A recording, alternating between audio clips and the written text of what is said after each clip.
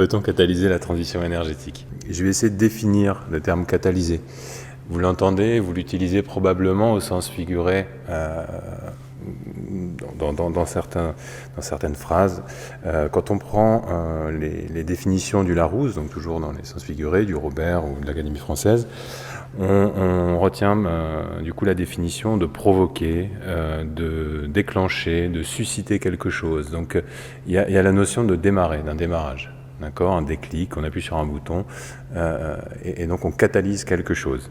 Il y a plusieurs exemples là, que j'ai tirés, soit de la littérature, soit le dernier d'une interview dans un magazine. Donc on l'utilise dans le langage courant. Mais en science, le terme catalysé ne veut pas tout à fait dire la même chose, et vous allez le voir. Alors cette catalyse, elle trouve son origine dans le domaine de la chimie.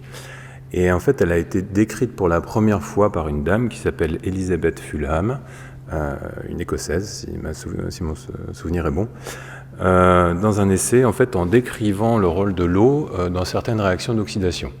Donc sans que cette eau ne soit ni consommée, ni produite à l'échelle macroscopique. Alors, petite parenthèse, je fais référence à plusieurs personnalités historiques dans cette présentation. Et donc pour Madame Fulham, je n'ai pas de portrait ni de photo parce qu'à l'époque, aussi brillant pouvait-on être quand on était une femme scientifique, on n'avait pas le droit de se faire le portrait. Voilà, donc cette parenthèse est fermée. La description du concept en 1794.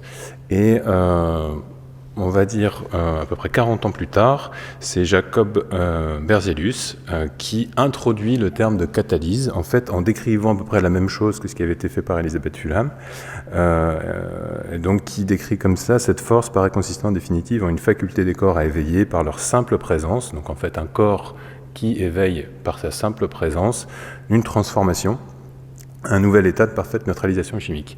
Alors il appelle ça, il tire ça du grec, donc katalios, je détruis. Donc en fait c'est marrant parce qu'il voit ça par la disparition de produits et pas par la formation des produits. Bon, voilà, donc le terme catalyse vient de là, et donc il appelle ça une force catalytique. Alors cette force catalytique, elle est un peu décriée.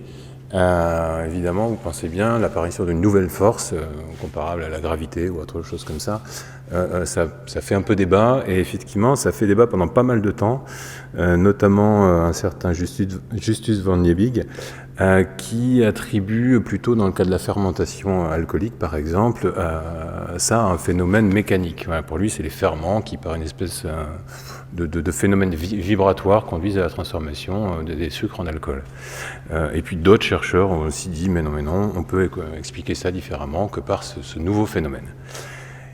Et on va dire du coup une centaine d'années plus tard à peu près, j'ai plus mis les dates mais c'est à peu près ça, on a parmi les tout premiers prix Nobel Wilhelm Ostwald qui donc se voit décerner la médaille pour ses travaux justement en catalyse, et qui dira à ce moment-là ou un petit peu après, la science se tenait éloignée de la catalyse comme un lieu malfamé. De temps en temps on réchauffait la vieille hypothèse mécaniste et c'était tout. Voilà. Et donc pour finir de gagner en crédit sur ce nouveau phénomène, 3 ans plus tard, c'est Paul Sabatier qui lui aussi a été décerné prix Nobel pour ses travaux sur l'hydrogénation par des catalyseurs à base de platine. Et donc tout ça a été le début d'une longue histoire entre la catalyse et les prix Nobel, puisque ici, de chimie en tout cas, bien évidemment, puisque vous voyez ici tous les prix Nobel qui ont été récompensés en lien avec des travaux sur la catalyse. Et parmi ceux-là, il y en a un que j'aime pas mal, c'est Yves Chauvin, puisque parmi tous ces membres-là, c'est le seul français, et en plus il vient de notre institut, donc ça fait plutôt plaisir. Alors, donc ouais, c'est très largement reconnu, donc on se dit que ça doit bien jouer un rôle dans nos vies de tous les jours, et je vais y revenir juste après. Donc maintenant qu'on en a fait un petit peu l'historique, on va essayer de définir au sens littéral et pas au sens figuré, comme au début de la présentation, la catalyse, qu'est-ce que c'est? Donc la catalyse, au final, c'est l'action par laquelle une substance, donc elle peut être très diverse, accélère, là on parle d'activité catalytique, ou oriente, et là on parle de sélectivité, une réaction chimique sans être consommée ni modifiée, en tout cas d'un point de vue macroscopique. Okay. Et là où on se différencie de la définition figurée, c'est qu'elle ne transgresse pas les lois de la thermodynamique, elle ne déclenche pas, elle ne suscite pas. Donc c'est-à-dire qu'elle ne rend pas possible une réaction, elle l'accélère, c'est tout. Mais c'est déjà pas mal. D'un point de vue énergétique, j'ai mis un petit graphique qui tente d'expliquer ce phénomène. À gauche, on a un niveau d'énergie pour un réactif, n'importe lequel, un produit A, on s'en fiche. La thermodynamique dit qu'on peut aller à un produit B si son niveau d'énergie est inférieur. D'accord ? S'il est supérieur, on ne peut pas y aller. Ça, c'est la thermo. Par contre, pour aller du réactif au produit, il faut passer par un état intermédiaire qui est plus énergétique. On appelle ça un état de transition. C'est un truc qui est contorsionné dans tous les sens, qui n'a pas envie de se faire, qui est très énergétique, et pour ça, il lui faut une impulsion. L'action du catalyseur, c'est de stabiliser cet état. On a finalement un état intermédiaire qui va se voir, on va dire, favorisé et donc du coup faciliter la formation du produit. Ça, c'est décrit physiquement et mathématiquement par la loi d'Arrhenius. Il va revenir après dans la présentation. C'est une loi un petit peu abstraite, mais ce qu'il faut juste voir ici, c'est que l'énergie d'activation dont je parle pour arriver à cet état de transition, le catalyseur va permettre de la baisser, et puisqu'on est dans une exponentielle négative, si l'énergie d'activation est diminuée, on a K, la vitesse de la réaction, qui lui augmente beaucoup, elle augmente beaucoup. D'accord ? Donc on baisse l'énergie d'activation, on augmente la vitesse. Voilà, c'est la catalyse, c'est tout. C'est juste ça. Donc en fait, c'est un raccourci énergétique. Ok ? Alors, comment ça marche ? En fait, quand on parle de catalyse, on a plusieurs éléments, plusieurs variantes. Alors déjà, sur le vecteur énergétique, la catalyse n'apporte pas d'énergie, il faut apporter de l'énergie au système. Donc on a de l'énergie thermique, donc on appelle ça la thermocatalyse. Vu que c'est la plus fréquente, souvent on dit catalyse, on oublie thermo. On a la photocatalyse, quand le vecteur énergétique est un photon, la lumière. On a l'électrocatalyse, quand le vecteur est un électron, l'électricité, d'accord, ou la biocatalyse, quand le vecteur c'est le vivant. Les catalyseurs, ils peuvent être de différentes sortes, des catalyseurs homogènes, donc ça veut dire qu'ils sont dans la même phase que le milieu réactionnel. D'accord, ça peut être un proton, ça peut être un complexe moléculaire métallique, ça peut être hétérogène, donc dans ce cas-là, le catalyseur, il n'est pas dans la même forme que le milieu réactionnel, ça peut être un objet solide, une nanoparticule, des nanoparticules de métaux par exemple, ou alors, et là c'est un petit peu entre les deux, ça peut être des catalyseurs enzymatiques. Elle nous sert à quoi cette catalyse ? Parce que pour l'instant c'est un sujet un peu abscon et très local, on va dire, en tout cas scientifiquement. Et ben en fait, elle nous permet de faire un petit peu tout, sans qu'on le sache vraiment. Déjà, grâce à elle, on vit, puisque dans les systèmes de réplication ADN et de formation des cellules et des organismes, en fait, ce sont des processus catalytiques en cascade. L'ANR, certaines variantes de l'ANR sont des catalyseurs, des biocatalyseurs. Les protéines en sont aussi. Sur la photosynthèse naturelle, c'est un phénomène catalysé à plusieurs endroits, et notamment dans ce qu'on appelle le photosystème 2, c'est-à-dire la toute première étape d'absorption de l'eau et de sa transformation en fait en dioxygène par un catalyseur, par un centre actif qui est un centre oxométallique composé de manganèse et de calcium. Donc là, on a un catalyseur dans les feuilles d'arbres, en fait, on a un système catalytique qui nous permet de respirer et de faire croître les végétaux. Donc on vit, on mange aussi grâce à la catalyse. Un premier exemple, c'est la production d'ammoniac, par exemple. Je ne sais pas si vous connaissez le procédé Haber-Bosch, mais c'est un procédé qui, par voie catalytique, donc avec un système à base de fer métallique, permet d'absorber des molécules d'hydrogène et d'azote, de les dissocier et de les recombiner pour faire l'ammoniac. Et en fait, c'est super important parce que ça permet de faire toutes les chaînes des intrants azotés ensuite. Et ce qui est dit dans certaines études scientifiques, c'est qu'aujourd'hui, ce procédé nourrit à peu près la moitié du monde, grâce à lui. Alors, selon notre mode de production agricole actuel, ça c'est encore discutable, mais en tout cas, c'est à peu près l'état de fait. Et puis une fois qu'on a fait de la nourriture, eh ben, la catalyse nous aide aussi à la digérer. Puisque dans les sucs gastriques, en fait, on a des protéines, des enzymes qui nous permettent d'assimiler les graisses, les sucres, etc., et d'en tirer les substantifiques besoins pour notre croissance et notre bien-être. Et enfin, dernier exemple, on en fait plein d'autres choses, la catalyse nous sert à bien d'autres choses, à se mouvoir, à se chauffer et à pas mal d'autres éléments, notamment par le raffinage du pétrole. Ce pétrole qui, quand il est sous forme brute, peut difficilement être utilisé tel quel, notamment par exemple par le fait que quand on le brûle, il peut émettre pas mal de polluants quand il est plein de contaminants. Donc il y a des procédés catalytiques d'hydrodésulfuration pour enlever le soufre. Donc ça évite notamment les pluies acides, qu'on avait un peu plus fréquemment dans les années 70 où on ne traitait pas ce soufre, et qui ne faisait pas forcément beaucoup de bien aux forêts. On a aussi un procédé qui s'appelle le reformage catalytique, qui permet de transformer les coupes pétrolières et d'avoir de l'essence de bonne qualité, d'augmenter le taux de compression des moteurs et ainsi de diminuer leur consommation. Ou encore un autre procédé qu'on appelle le craquage catalytique, qui là est fait à partir d'une zéolite. Vous ne connaissez probablement pas la nature, mais c'est pas tellement gênant. Qui là permet d'augmenter le rendement, parce qu'il faut savoir qu'avant l'optimisation de toutes ces petites de chaînes, le pétrole, on en balançait à peu près la moitié aux petits oiseaux. À tous les points de vue, en fait, cette catalyse, elle nous entoure. Et elle est vraiment partout dans nos modes de vie. Et en fait, tout comme d'autres, on va dire, thématiques scientifiques comme l'aéronautique, l'électronique, etc., elle a été à l'origine de nombreuses mutations technologiques, sociales et culturelles. Et tout ça a un nom qu'on a appelé la grande accélération. Peut-être que vous connaissez ce terme qui a été proposé il n'y a pas forcément très longtemps. Et on le voit sur toutes ces courbes, en fait, ce sont des indicateurs, consommation d'énergie primaire, consommation d'engrais, j'en parlais avant, la richesse, le PIB. Tout ça, depuis les années 50, depuis l'après-guerre, croît de manière exponentielle. C'est une ère qu'on appelle la grande accélération ou encore l'anthropocène. Alors, la catalyse n'est pas responsable de ça, c'est un moyen, parmi d'autres. Elle est clairement derrière beaucoup de processus, mais ce n'est pas elle qui permet cette croissance extraordinaire. C'est un outil parmi d'autres. La source, c'est une autre, on en a parlé à peu près toute la journée. Ce sont les ressources fossiles, et notamment le pétrole.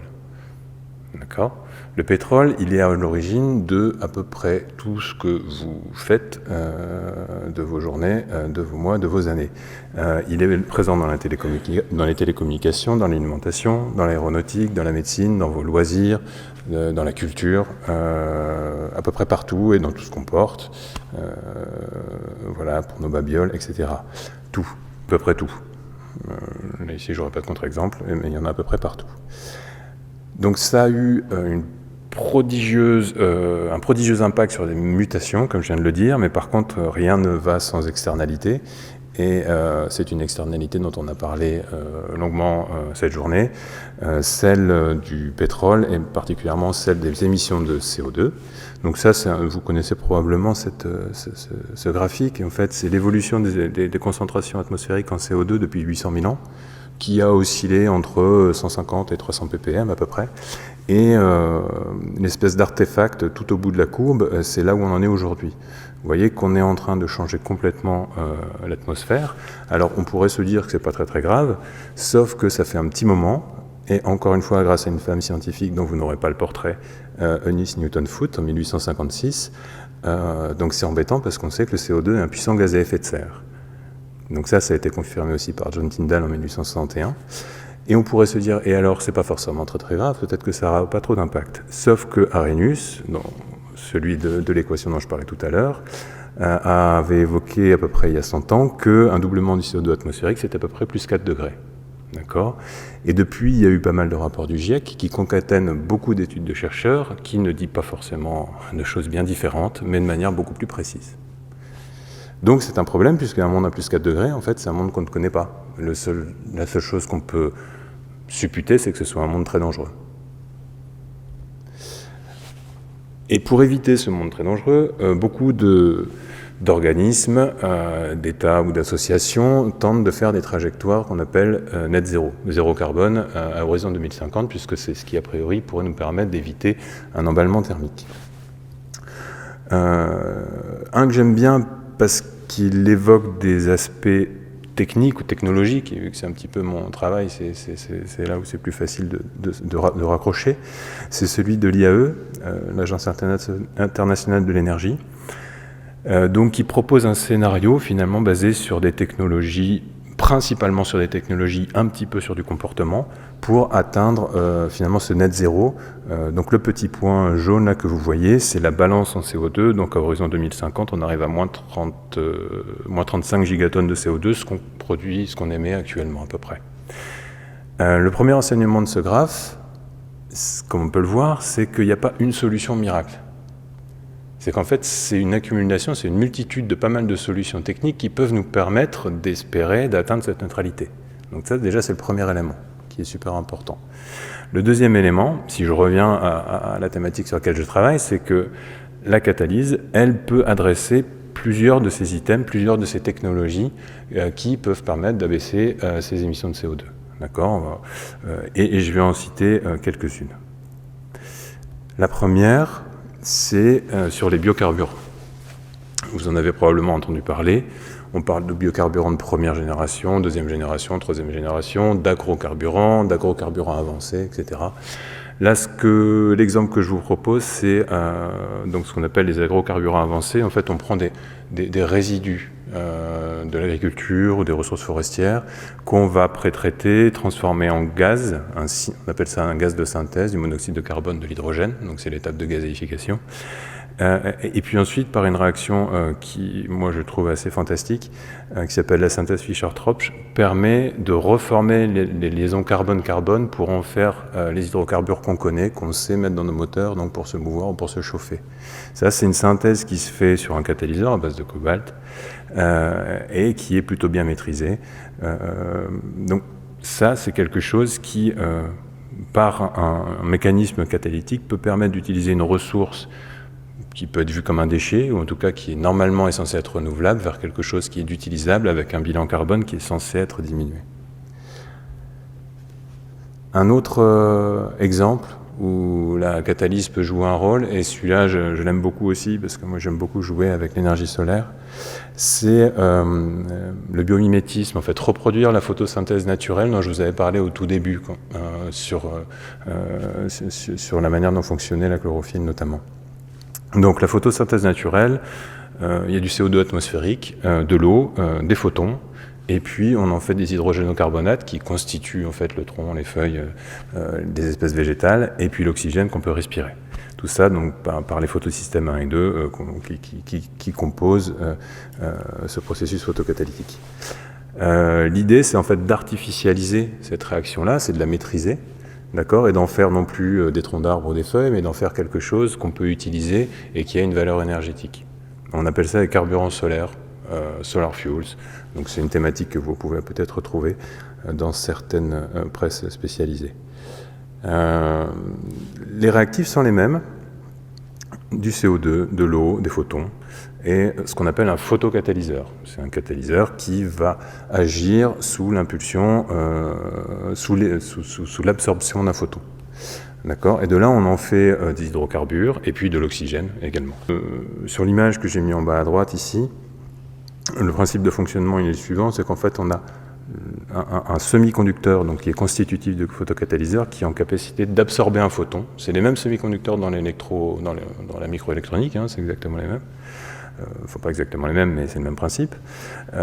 Ils sont en capacité, en fait, par absorption d'un photon, de générer des espèces extrêmement réactives, des électrons, des trous, et par migration de ces espèces à la surface de l'objet, c'est là où on a les sites catalytiques, donc on va avoir le réactif chimique, en l'occurrence le CO2 ou l'eau, qui va pouvoir être catalysé avec cette espèce très réactive pour former les produits qu'on désire.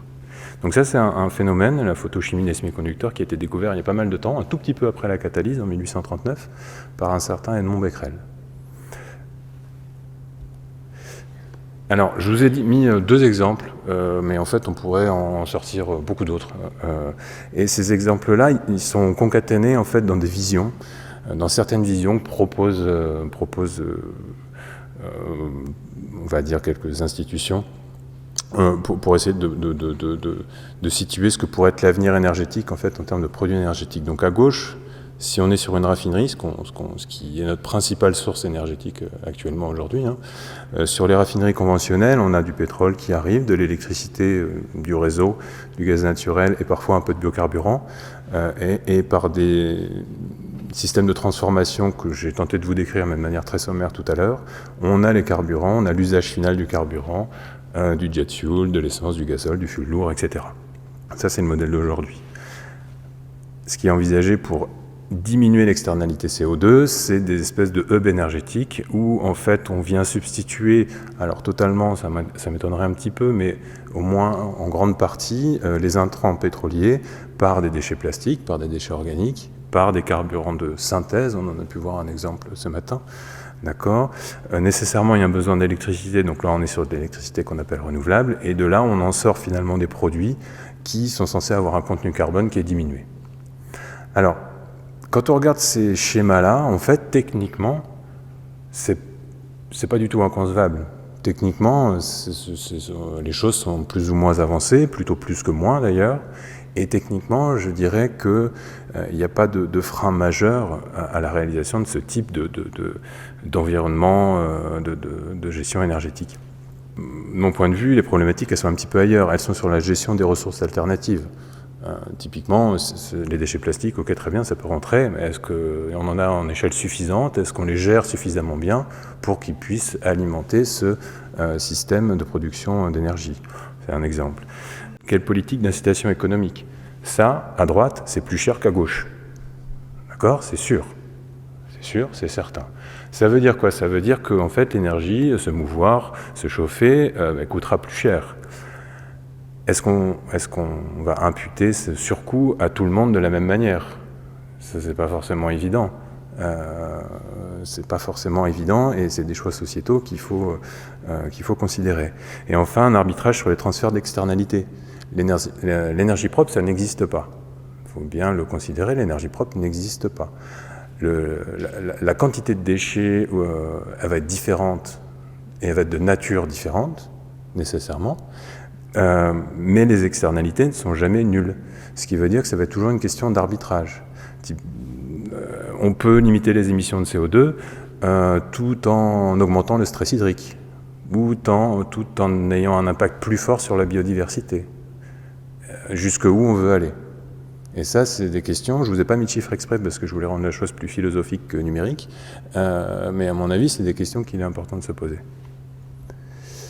Du coup, pour presque conclure et pour tenter de répondre à la question initiale de mon propos, donc peut-on catalyser la transition énergétique? Donc au même titre que la catalyse a permis cette mutation pour aller vers des choses qu'on a appelées le progrès, les exemples que je vous ai montrés vont dans le sens que oui, d'un point de vue sur le sens littéral de la catalyse, oui, elle est en mesure de contribuer à la transition énergétique. D'accord ? Est-ce que ça veut dire que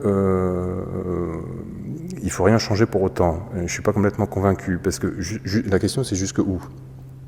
Déjà, est-ce qu'on peut transitionner complètement au niveau des besoins énergétiques qu'on a aujourd'hui?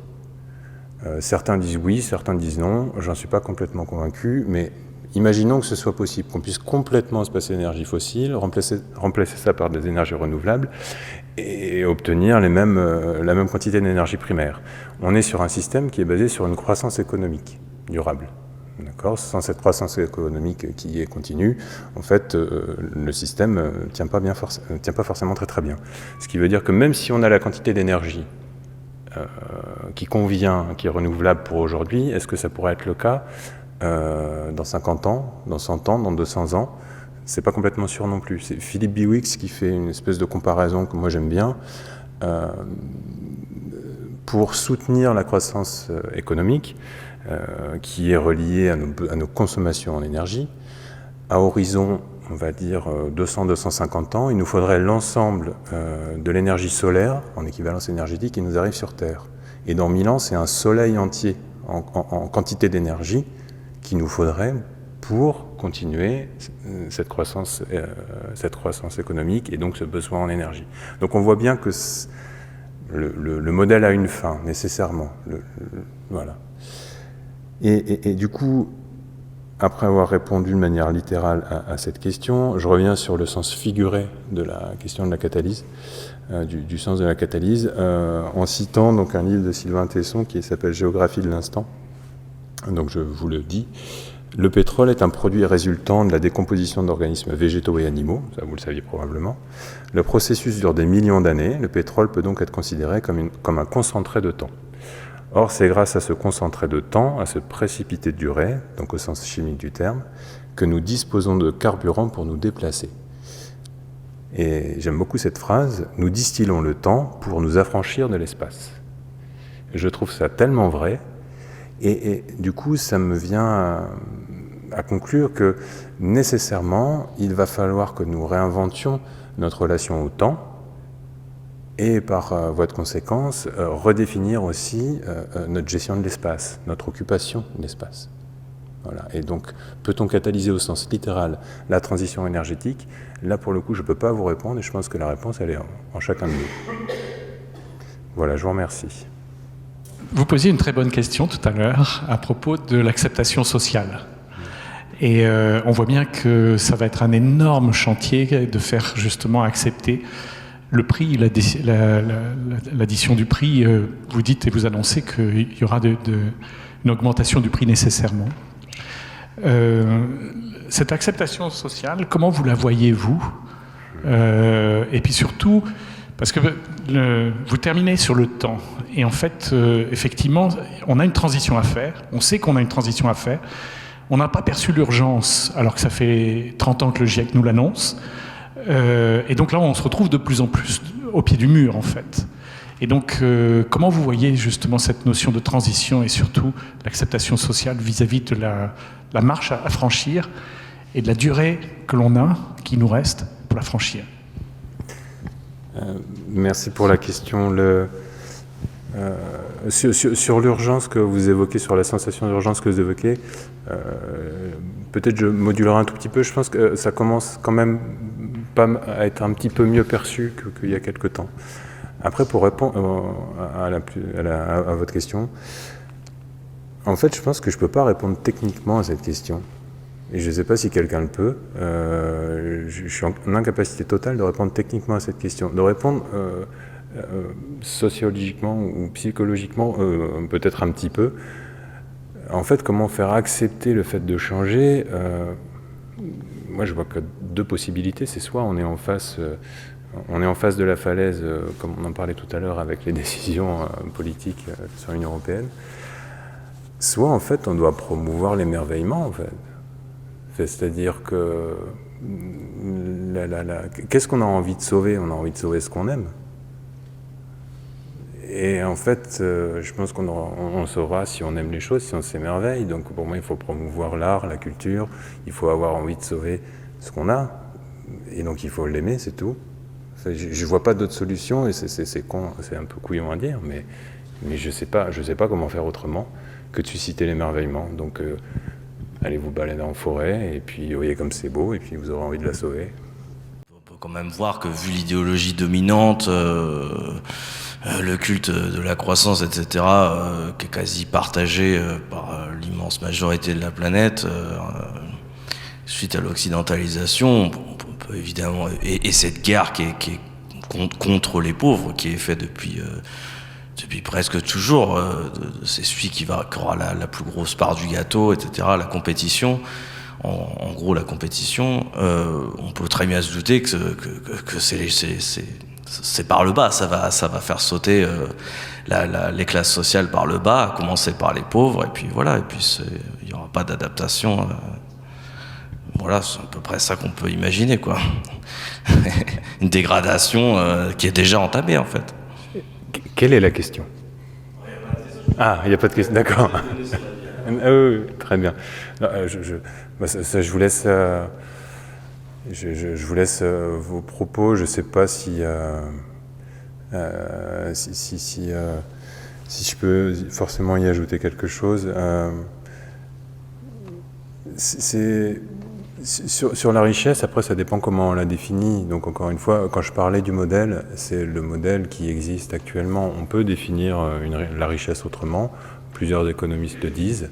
Et c'est pas parce que la richesse qui est définie aujourd'hui, qui est corrélée à notre besoin énergétique, ne pourra peut-être plus croître de la même manière qu'une autre richesse ne pourra pas croître. Alors moi je vais revenir juste à une question un peu plus technique sur la photosynthèse artificielle, avec du coup le photocatalyseur dont vous aviez parlé. Expérimentalement, du coup, ça se passe comment?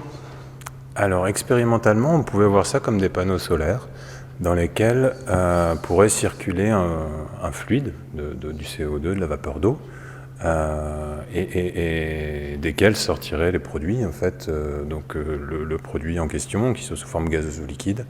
Mais en fait, c'est ça, hein, faut voir ça un petit peu comme un panneau solaire avec une espèce un volume réactionnel, en fait, un volume additionnel réactionnel dans lequel on fait passer les réactifs et obtenir les produits. Mais sachant qu'aujourd'hui, en fait, les dispositifs n'existent pas encore. C'est des recherches laboratoires qui sont pas forcément extrêmement avancées. Donc le dispositif final, je ne peux pas vous en donner la photo, mais l'imagination, c'est à peu près celle-ci. Et donc du coup, pour l'instant, c'est un dispositif théorique ou il y a des tentatives en laboratoire, enfin des tentatives expérimentales en laboratoire? Non, il y a des tentatives en laboratoire. D'ailleurs, il me semble qu'il y a une conférence dédiée dans un amphi d'à côté, à gauche ou à droite. Donc non, c'est vraiment expérimental. Par contre, c'est une science très jeune. Alors, malgré la découverte du phénomène il y a pas mal de temps, c'est une science très très jeune, ce qui fait que la science étant longue, l'avancement de la technique est encore pas de balbutiement, parce que ça commence à être assez intéressant, mais tout de même beaucoup moins avancé que la technique que je vous ai évoquée juste avant sur la synthèse Fischer-Tropsch, par exemple. Donc non, expérimentalement, ça fonctionne. Pas forcément toujours très très bien, mais comme aux prémices de la vie des panneaux solaires, par exemple, du photovoltaïque. Je vais revenir sur la croissance verte. Enfin, du coup, sur une des dernières slides, voilà, sur la croissance verte, est-elle du coup, enfin, la croissance économique verte est-elle durable? C'était ça dont vous aviez posé une question par rapport à ça. Est-ce que du coup, une croissance verte totalement sans énergie fossile, si j'ai bien compris, est-elle durable en fait sur le long terme ou c'est... Alors déjà, verte, je ne souscris pas forcément à ce terme parce qu'il n'est pas normatif. Donc c'est comme vert ou propre. Je préfère renouvelable, à la limite, là on peut y trouver une définition. Donc on va dire une croissance renouvelable. La définition de renouvelable, c'est un taux d'extraction qui est inférieur au taux de renouvellement naturel. Donc en fait, ce sera plus renouvelable, ce sera plus durable au moment où on aura dépassé ce taux de renouvellement naturel. Donc j'ai pas la valeur, j'ai pas la durée, mais nécessairement, si ce taux d'extraction croît, il y a un moment donné où ça pourra plus rentrer dans la définition de renouvelable ou durable. Dernière question, ou deux dernières questions. Vous avez parlé du coup de l'artificialisation de la photosynthèse, donc avec un concept qui est pour l'instant purement expérimental en laboratoire. Et du coup, est-ce que vous avez d'autres, donc on en a avec les hubs, du coup les hubs énergétiques du coup qui sont envisagés. Ça, il y a des expérimentations, enfin des modèles qui peuvent être présentés en laboratoire, que ce soit du coup de façon technique ou même de façon sociologique sur comment les implémenter. Est-ce que ça existe ou c'est purement schématique? En fait, si vous regardez donc ce hub énergétique à droite, quasiment tous les éléments qui sont évoqués existent au moins à l'échelle du démonstrateur industriel, au moins à ce niveau-là. L'intégration telle qu'elle est proposée ici, l'intégration complète, électrolyseur, déchets organiques, etc., CCU, c'est pour la capture du carbone, si jamais il y avait besoin de l'expliquer. Cette intégration aussi exhaustive, là, je n'ai pas d'exemple dans le monde où ça existe pour le moment. Il faut savoir aussi que ça demande beaucoup d'investissement et que même pour le monde actuel ou le monde d'avant, une raffinerie demande aussi beaucoup d'investissement. Et même pour se transformer de manière un peu plus vertueuse, aujourd'hui, une raffinerie, pour qu'elle aille trouver un peu d'argent pour se moderniser, c'est pas forcément évident, et c'est pas forcément grave non plus, j'ai envie de dire, mais c'est plus challenging pour faire ces transformations. Donc aujourd'hui, il n'y a pas d'exemple industriel qui existe. Par contre, c'est un schéma qui est revendiqué par pas mal on va dire d'associations ou de compagnies pétrolières même qui veulent essayer de changer de modèle. D'accord. Ouais, donc toutes les boîtes existent toutes seules, on va dire, mais assemblées pas encore. D'accord. Très bien. Eh bien, merci beaucoup. Du coup, l'arbitrage sur le transfert d'externalité, du coup, moi, je le comprends un peu comme, pas un permis de polluer, mais sur le... C'est exactement ça. Ah mais c'est exactement ça. Enfin, c'est pas tellement permis de polluer, c'est un arbitrage sur ce qui va nous déranger le moins. Ouais. On parlait tout à l'heure de vivre à côté d'une mine. C'est une externalité qu'il faut considérer. Est-ce qu'on préfère ça ou vivre à plus 4 degrés? Je sais pas. Le fait de vouloir... d'avoir des problèmes, je ne sais pas moi, de pollution des eaux, le fait d'avoir encore de la place aux chevreuils ou aux lapins pour gambader, est-ce que c'est quelque chose qui rentre en ligne de compte sur nos choix énergétiques ou politiques? C'est vraiment ça en fait. Il n'y a pas d'énergie propre, à chaque fois il y a une contrepartie.